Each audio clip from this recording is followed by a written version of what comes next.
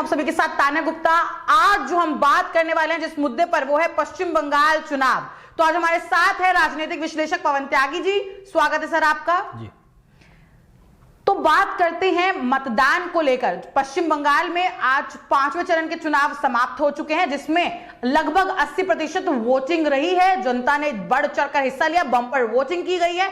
तो अगर सवाल उठता है सबसे बड़ा कि 294 जो सीटें थी उसमें से अब 180 सीटों पर मतदान हो चुका है, कितनी जाएंगी किसके पाले में? सबसे बड़ा सवाल, बीजेपी, टीएमसी या फिर अदर्स, कांग्रेस और लेफ्ट जो साथ मिले हैं, किस में जाएगी? और क्या रहेगा सीटों का आंकड़ा, किसके पाले में जाएंगे कितनी सीट? क्या टीएमसी को होगा फायदा या फिर भारतीय जनता पार्टी जैसा कि दावे कर रही है उसको बड़ा फायदा पहुंचेगा? देखिए, जो पिछले साल का चुनाव था, पिछली बार का, वो अब की बार 2019 से तस्वीर बिल्कुल उलट है। कुछ एरिया जो अभी ये 5वें चरण का चुनाव हुआ है, कि जिन एरियो में टीएमसी को भारी बढ़त मिली थी, वो दार्जिलिंग का एरिया है। कुछ उसमें जो है, क्योंकि उस समय वो अकेले चुनाव लड़ी थी और उस चुनाव में उसको जो सीटों का बढ़ोतरी जो मिली थी उस समय, अब उसने गठबंधन किया है और उस गठबंधन किया है गोरखा जनमुक्ति मोर्चे से, तो उसका एक असर पड़ेगा दार्जिलिंग एरिया में। अब वो चमत्कार नहीं है, क्योंकि दीदी पूरे पश्चिम बंगाल में लोगों के दिमाग में ये आ चुका है कि दीदी जो है वो बहुत गुस्से में है, वो बहुत बौखलाई हुई है, और वो इस कदर बौखलाई हुई है कि वो झूठ का सहारा ले रही हैं, वो बमबाजी कर रही हैं, वो खेला होने को कह रही हैं, और 10 साल में लोगों ने विकास नहीं देखा कहीं भी। तो इसलिए लोग कह रहे हैं हमने एक टर्म में उनको चांस इसलिए दे दिया 2014 के बाद 19 में, कि वो कह रही थी कि मुझे 5 साल और दो ताकि मैं इस बार विकास करके दिखाऊंगी। तो कहते हैं, लोग कह रहे हैं कि हमने विकास की उम्मीद करी थी लेकिन वो हुआ नहीं, और इस बार लोगों ने देखा कि केंद्र सरकार से जो झगड़ा रखा दीदी ने, मतलब चुनाव में भी वो इस तरह के शब्द बोल रही हैं कि मोदी जी को तो रस्सी बांध के लटका देना चाहिए, और इस तरह की भाषा, जबकि अन्य राज्यों में केंद्र के साथ तालमेल करके विकास के काम हुए हैं। तो लोगों ने एक तय किया है कि इस बार भाजपा सरकार, और इसके लिए आपको बता दूं, ये जो 180 सीट टोटल अब तक हुई हैं, इसमें पहले जो 3 चरण के चुनाव थे उसमें तो क्लियर बिल्कुल बीजेपी ही बीजेपी दिख रही थी, लेकिन चौथे और 5वें चरण के चुनाव में कुछ टीएमसी को सीट जाती दिख रही हैं। वहीं आपको बताएं, वो जो कांग्रेस प्लस का गठबंधन है, कुछ बढ़ोतरी उनको भी है, और आपको बताएं वो दूसरे नंबर पर है। ये बहुत गौर करने वाली बात है, जहां दीदी नंबर 1 पे थी 2019 में, इस बार जो 5वें चरण का आज का चुनाव है, इसमें भी मैं आपको बता रहा हूं, क्योंकि ये उत्तर 24 परगना जो एरिया है, इस सब क्षेत्र का चुनाव जो हुआ है, यहां पर कांग्रेस कम्युनिस्टों का जो गठबंधन है वो बढ़त हासिल करेगा, और पहले नंबर पे तो भाजपा ही रहेगी, और 45 सीट जो हैं उस 45 में लगभग 30 से प्लस वो बीजेपी को जाती दिख रही हैं, और बाकी की जो सीटें हैं 15, उसमें 50-50 भी नहीं है, टीएमसी को कम और कांग्रेस प्लस गठबंधन को इसमें लगभग 10 सीटें जाती दिखती हैं। तो एक तरह से अगर आप ये कहें 180 में कितना, तो 180 सीटों के जो अगर हम डिवाइड देखें कि बीजेपी को कितनी मिलेगी, तो इस 180 में लगभग ऐसा लगता है 150 से 160 के करीब बीजेपी को सीटें इसमें मिल सकती हैं अभी तक के चुनाव में।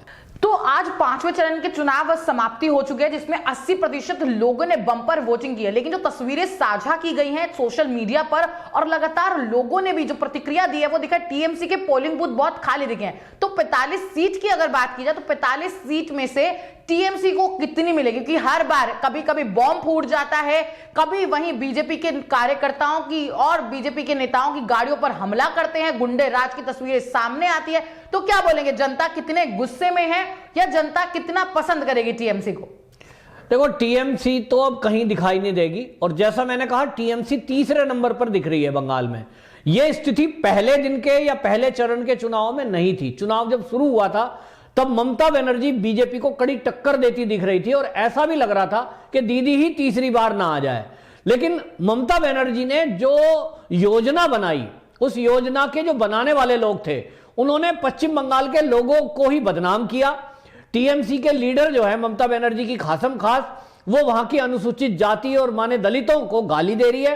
वो कह रही है रैली में पैसे लेके आते हैं, ये लालची हैं। इस तरह का अपमानजनक बातें करना, और वहां नंदीग्राम को लेकर जिस तरह का ड्रामा रचा गया कि बिहार और यूपी के लोगों को बदनाम करने के लिए ये कह दिया गया कि इन लोगों ने हमला किया है, इसका असर आपको बताऊं पूरे पश्चिम बंगाल में गया और सबने ये तय कर लिया कि अब तो ममता बनर्जी को बाहर करना है। तो दूसरी तरफ जो एक मुस्लिम वर्ग है जो 24 परगना उत्तर या दक्षिण में हो, वो जब वोट करते हैं तो वो ये देखते हैं बीजेपी को कौन हरा सकता है। इस बार वो तस्वीर भी बदली हुई है, बीजेपी से उतनी कड़वाहट, उतनी नफरत नहीं है। मुस्लिम वर्ग के लोग कह रहे हैं कि हमारे लिए विकास का काम, नौकरी, रोजगार, जो व्यापार का काम है, ये अन्य राज्यों में हम देख रहे हैं कि बीजेपी का जो एक नारा है सबका साथ सबका विकास, उसके तहत मुसलमानों का भी काफी विकास हुआ है और मुसलमानों को साथ लेकर के भाजपा चली है। और इसलिए आपको बताऊं पूरी मुस्लिम वोटरों का लगभग 10 से 20%, ये कहीं कुछ कहीं ज्यादा कहीं कम, ये प्रतिशत बीजेपी को मिलने जा रहा है। और वो वोटर टीएमसी के साथ तो बिल्कुल नहीं है, क्योंकि उन्होंने देख लिया कि टीएमसी को हमने 10 साल रखा सत्ता में और उन्होंने ये कहा था कि मैं विकास करूंगी, लेकिन किनका विकास किया? केवल बांग्लादेशी घुसपैठियों का। तो बांग्लादेशी घुसपैठियों का विकास किया, रोहिंग्याओं के लिए सुविधाएं की, जिससे जो स्थानीय मुसलमान हैं वो नाराज हो गए कि हमारे लिए दीदी आपने क्या किया? ना गांव में सड़कें हैं, ना स्कूल है, ना अस्पताल है, सारी सुविधा आप उन पे लुटा रहे हो। और लुटा नहीं रहे हो तो खुद टीएमसी के गुंडे लूट रहे हैं। टोलाबाजी अगर की है, कमीशन कटमनी लिया है, तो वो मुसलमानों से भी लिया गया, किसी को छोड़ा नहीं। और इसलिए टीएमसी की गुंडागर्दी से लोग परेशान हैं। तो आपको बताऊं दूसरी पसंद पश्चिम बंगाल में जो लोग बीजेपी को वोट नहीं देंगे, जैसे कम्युनिस्ट विचारधारा के लोग हैं, वो बीजेपी को वोट नहीं कर रहे हैं, लेकिन वो किसको कर रहे हैं? फिर उनका एक कांग्रेस के साथ गठबंधन है, जहां कांग्रेस का कैंडिडेट उनको मिलता है कि वो आगे बढ़त बना सकता है या बीजेपी को टक्कर दे सकता है, वहां वो उसको वोट दे रहे हैं। या फुरफुरे शरीफ के जो प्रमुख हैं, उनकी पार्टी है, उनको वोट दे रहे हैं। तो एक दूसरे को आपस में वोट दे रहे हैं। लेकिन ममता बनर्जी तीसरे नंबर पे इस समय के समीकरण के हिसाब से आ रही है। बाहर तो हो ही गई, लेकिन इस समय ममता बनर्जी को अब अपनी इज्जत बचानी भारी है कि वो कई जगह तो ऐसी कंडीशन में आएगी कि उसके कैंडिडेट शायद अपनी जमानत भी ना बचा पाए। सबसे बड़ा सवाल जो उठता है, अगर बंगाल चुनाव को देखा जाए, शुरू से पहले चरण की अगर बात की जाए तो देखा हमें लंगड़ी टांग का खेला होवे ड्रामा दिखा, हमें व्हील चेयर वाली राजनीति दिखी, उसके बाद ऑडियो बॉम्ब आए लगातार जहां उन्होंने बीजेपी से मदद की गुहार लगाई।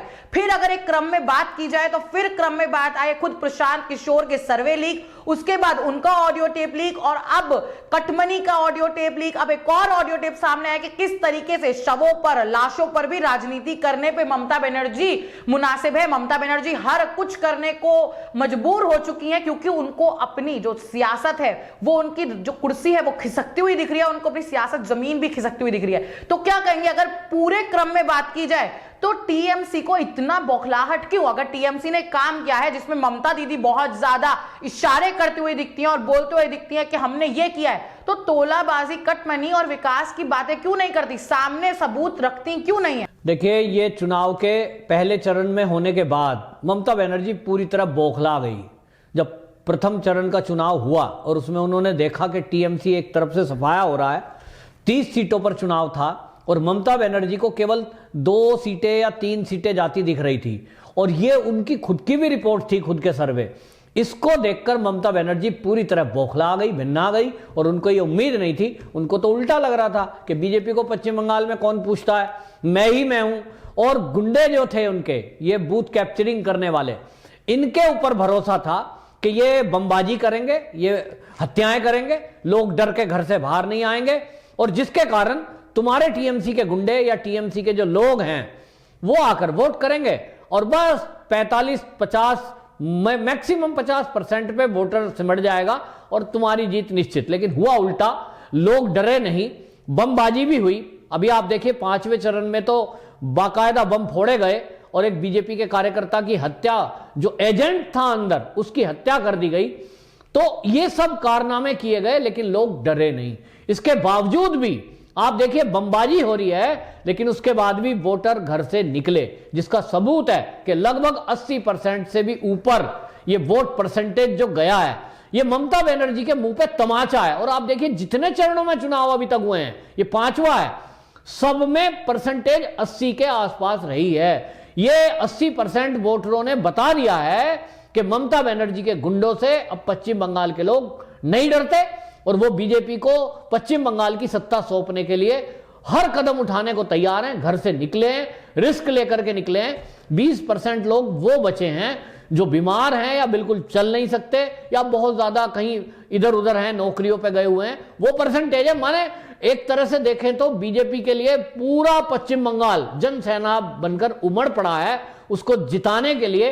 जो हमने अमित शाह जी की रैलियों में, रोड शो में देखा और मोदी जी की रैलियों में हमने वो पागलपन लोगों के अंदर देखा है बीजेपी के लिए। तो एक पहली बार हो रहा है कि बीजेपी जहां कहीं भी नहीं थी, पिछले 5 साल पहले तो कोई सोचता भी नहीं था कि 5, 7, 10 सीटें ले आएगी, लेकिन अब जो ये परिवर्तन है ये मोदी जी के काम को एक तरह से आप बताऊं कि लोगों ने सराहा है, लोगों ने उन पर विश्वास रखा है और ये तय कर दिया है कि ये गुंडागर्दी अब इस देश में नहीं चलेगी। ये गुंडागर्दी के खिलाफ वोट है, ये ममता बनर्जी के झूठ के खिलाफ वोट है। और ममता बनर्जी की जिस तरह की ऑडियो टेप लीक हुई हैं, ये बहुत ही शर्मनाक है कि एक मुख्यमंत्री जैसी संवैधानिक सीट पर रहते हुए कोई व्यक्ति, ऐसा चुना हुआ प्रतिनिधि, और वो इस तरह की घिनौनी हरकत कर रहा है कि वो अपने कार्यकर्ताओं को कहता है कि इसको बेस लेकर किसी की मौत को बेस बनाकर और तुम हिंसा करा दो। तो ये बहुत ही गलत है। और जिस तरह से केंद्रीय सुरक्षा बलों को ममता बनर्जी ने बदनाम किया, उनके बेस पर ये सोचा कि पश्चिम बंगाल में एक दंगा करा देगी वो, और ये कह करके उनके खिलाफ उकसाकर लोगों को वो केंद्रीय बलों पर हमले हो जाएं तो उसमें काम खत्म हो जाएगा। कोशिश भी की लेकिन वो कोशिश कामयाब नहीं हो सकी। लोग समझते हैं, लोग समझदार हैं, सोशल मीडिया का जमाना है। वो वीडियो खुद से लोगों ने वायरल कर दी जिसमें कि केंद्रीय सुरक्षा बलों पर हमला टीएमसी के गुंडे कर रहे हैं। तो अब बाद में वो रोना ड्रामा करने पहुंच गए, लेकिन अब ड्रामों का असर नहीं हो रहा है क्योंकि लोगों के मन में ये आ चुका है कि ममता बनर्जी एक झूठी राजनेता है। ऐसे बहुत कम लोग हैं जो इतना बड़ा झूठ बोल जाएं कि मौत पे झूठ बोल जाएं, चोट पे झूठ बोल जाएं, वो किसी भी बात पे झूठ बोल जाएं। मतलब अभी खुलासा हुआ है कि वो किसी अखबार में, विदेश के एक अखबार में कुछ लेख लिखती थी, तो वहां उसने किसी यूनिवर्सिटी से पीएचडी बता दिया आपने को। बाद में जब पता लगाया गया कि उस यूनिवर्सिटी में पीएचडी ममता बनर्जी ने की है तो उन्होंने डिनाई कर दिया कि नहीं, हमारे यहां तो ऐसा कुछ कोर्स ही नहीं है। मतलब वो भी खुलासा हो गया कि ममता बनर्जी डॉक्टर बन गई, अपने नाम के आगे डॉक्टर ममता बनर्जी लगाने लगी थी, लेकिन फिर बेइज्जती हुई, अखबारों में छपा, तब दीदी ने वो डॉक्टर ममता बनर्जी से ममता बनर्जी हो गई। मतलब इतना बड़ा झूठ, कि इतना बड़ा झूठ बोलने वाले व्यक्ति ये सत्ता में बैठे हैं, ये केवल गुंडागर्दी के बेस पे आए थे। और आपको बताऊं, पश्चिम बंगाल की जो स्थिति है, वहां कम्युनिस्टों से लोग परेशान थे। पिछले 70 साल से, जब से देश आजाद हुआ, कम्युनिस्टों का शासन रहा और कम्युनिस्टों ने यही काम किए जो ममता बनर्जी आज कर रही है। तो लोग उसको चेंज करना चाहते थे। उनको लगा ये कांग्रेस से आई हुई है, और टीएमसी माने कांग्रेस को तोड़ के इसलिए आई थी, कांग्रेस छोड़ के ममता दीदी के कुछ अलग करना चाहती हूं, मैं बंगाल के लिए सोनार बंगला बनाऊंगी। लेकिन लोगों के साथ धोखा हुआ, वो कहते हैं हम ठगे गए। लेकिन अब तय किया है कि भाजपा जैसा कर रही है, अब पूरे देश को दिख रहा है और पूरी दुनिया को दिख रहा है, तो भाजपा के लिए सबने कमर कसी है। और इसीलिए भाजपा हर चरण में बढ़त बनाती हुई दिख रही है। मुसलमानों में भी पहली बार ऐसा हो रहा है कि खुलकर लोग बीजेपी को वोट दे रहे हैं। बहुत बहुत शुक्रिया हमारे साथ इतनी महत्वपूर्ण जानकारियां देने के लिए। तो जैसा कि हमारे राजनीतिक विश्लेषक ने बताया कि जिस तरीके से ममता बनर्जी के मंसूबे साफ हो गए हैं, मंसूबे साफ होने के साथ साथ ये भी इससे स्पष्ट होता है कि जनता अब ममता बनर्जी के खेले को पूरी तरीके से नकारती हुई दिख रही है। जिस तरीके से भीड़ और जनता का प्रेम, जनता का असीम प्रेम दिखता मिल रहा है प्रधानमंत्री नरेंद्र मोदी की रैलियों में, साथ ही साथ भारतीय जनता पार्टी की तरफ लोगों का उत्साह दिख रहा है। लोग सोच रहे हैं कि अब असल परिवर्तन करने की नौबत आ चुकी है, क्योंकि ममता बनर्जी भी किसी काम की नहीं रही है। ममता बनर्जी कोई काम नहीं करती, सिर्फ लोगों को लूटने और कचोटने का काम करती है। तो देखना अहम होगा जिस तरीके से चुनाव में जनता बढ़ चढ़कर बम्पर वोटिंग कर रही है, जनता को बदनाम करने वालों के मुंह पे क्या जनता करारा तमाचा मारेगी। जिस तरीके की बातें सामने और वाक्य सामने आ रहे हैं, एक के बाद एक सनसनीखेज खुलासा हो रहा है। जनता अब आगे जो 3 चरण के चुनाव पश्चिम बंगाल में बचे हैं, उसमें देखना अहम होगा कि जनता और कितना आगे आती है, कितने % वोट करती है और नतीजे 2 मई को क्या आते हैं। जिस तरीके से वाक्य सामने आ रहा है और जनता का आक्रोश दिख रहा है सोशल मीडिया पर, उससे तो यह साफ होता दिख रहा है कि 2 मई को ममता बनर्जी जाने वाली हैं, बाय बाय करने वाली हैं राजनीति को। और कितनी सीटें आएंगी भारतीय जनता पार्टी के खेमे में, यह देखना बहुत अहम होगा। हम फिर लौटेंगे देश और दुनिया की तमाम बड़ी खबरों के साथ, तब तक बने रहे हमारे चैनल के साथ।